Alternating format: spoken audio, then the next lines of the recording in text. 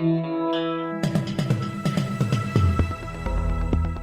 listening to the Betoota Advocate's weekly news wrap on Desert Rock FM 96.5. Welcome back to the Betoota Weekly Bulletin, recording live down here in the Old City District, downtown Betoota. You're joined, of course, by myself, Clancy Overell, Editor-at-Large, Errol Parker, and the Diamantina's favourite newsreader, Wendell Hussey. How are you, gentlemen? Mate, I'm still buzzing off the news that the government's finally stood up and they've gotten another poison to inject into people. Well, okay, we'll move on from that. You know, the Moderna, I think, is probably the lesser of the three evils. Okay, we've got an announcement here in the Diamantina Shire and right across Australia.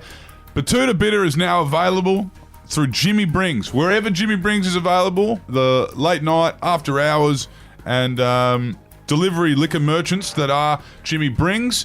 Betoota Bitter is available there. We've got some good prices. We're in the mix. We're competitive. And we are stored in the back of Jimmy Brings vans right around the country. So if you're looking for a tipple and you're not prepared to go into town, or you simply can't drive into town, give them a buzz. Jimmy Brings. Delivered in under 30 minutes, they reckon, which is pretty snappy. It's a party saver, party starter. All right, now we're going to start off with some political news, and the headline on that story reads, as a direct quote from our Prime Minister, "Watch me plunge Australia into intergenerational debt in an attempt to win an election." Yes, and not the good types of intergenerational debt that Labor pundits will tell you, like things like Medicare and, HECS and all that business. But yes, it is budget week, and there have been allegations flung around that the Prime Minister and the Treasurer have used the annual fiscal announcement as a bit of an election pitch. Yes, responding to those claims in an exclusive interview with The Advocate, the Prime Minister laughed and said, "Go on and stop me. I'm going to win this election by spending enough money to make sure children being born today will still be paying it off when they're old and fucked."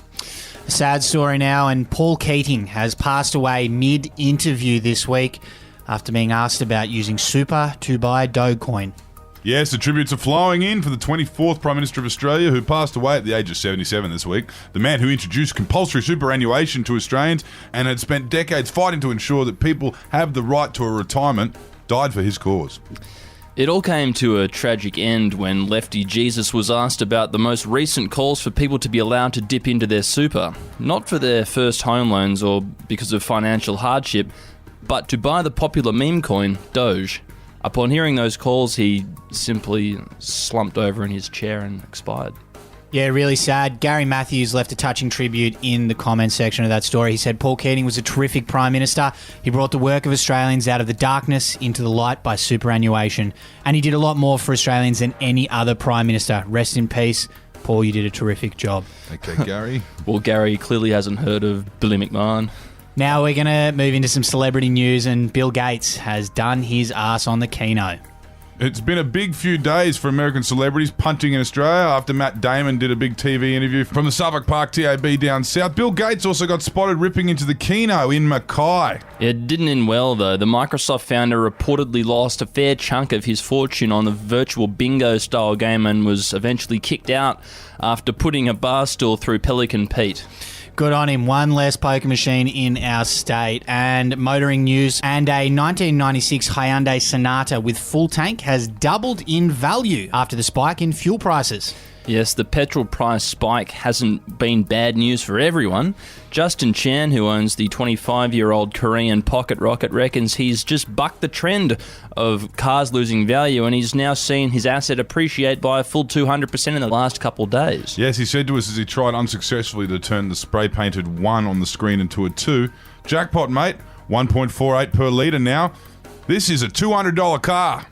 Great for Justin. Now we're going to finish up with another local story, and a shit day at school has been made even worse after a child spies a crockpot simmering away in the kitchen. Yes, to quote this moody teenager at the centre of the story, "What a crock of shit," she said, pardon the pun. The local Year 7 student Samantha returned from an awful day at school where she bombed her English test and ruined her friendship with her best friend forever, only to find some gross lentil stew bubbling away on the stove.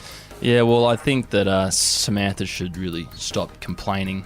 Really, I guess I thought this story was a bit tone deaf, taking into account what's going on around the world, like in India, Israel, Gaza. I think that she should really, for a year 7, she should really, have a bit of perspective. Like, it isn't like the government's forcing her to be as her mother vaccinated said, against some sort of... As her mother said, there's starving children in Africa. So-called flu. And she said, why don't you send it to them? It's got such a low lethality rate. Okay, not what you'd want to see after a bad day. So she threw a bag on the ground and huffed and puffed loudly about the meal, hoping that her parents would order some takeaway, which they didn't. As Frank Clay said in the comments section, in my day, you would eat what you were given, say thank you to the dishes, or go hungry in your room. Yeah, damn right, Frank. Good on you, Frank. Good on you, Frank. Let's wrap it up on that note. Don't forget, Betoota Bitter is now available on Jimmy Brings nationwide, so get it while it's cold. Get it! Yeah. See ya. Hoorah.